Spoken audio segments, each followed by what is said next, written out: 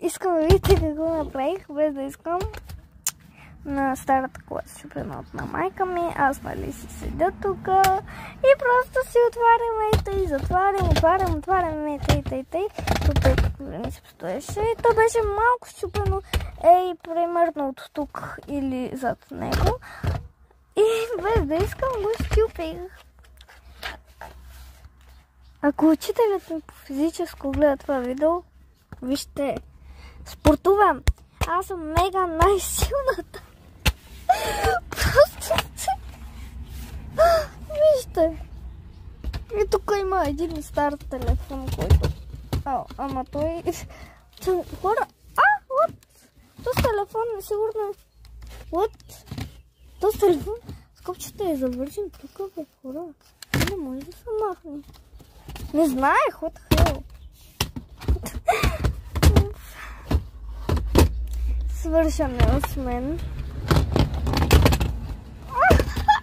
Защо съм толкова проста и ненормална? Тук иначе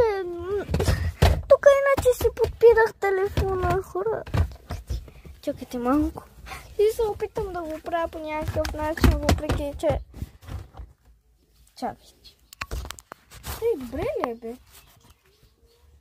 Добре вече. Ама все още си е щупено. Все още така е щупено.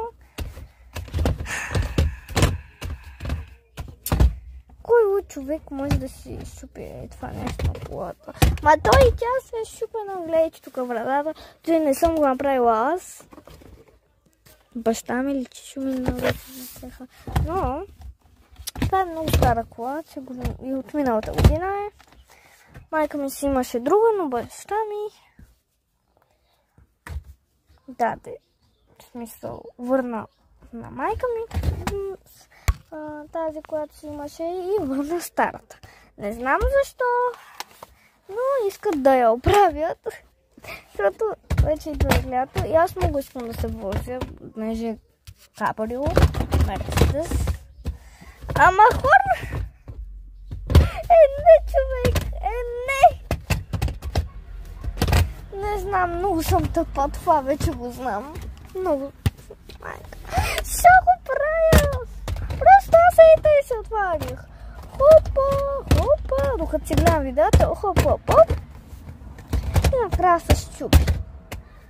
Тъй мисля, че... Все още се щупи, но ама тъй вече. Не мисля, че майка ми ще се добре и чао!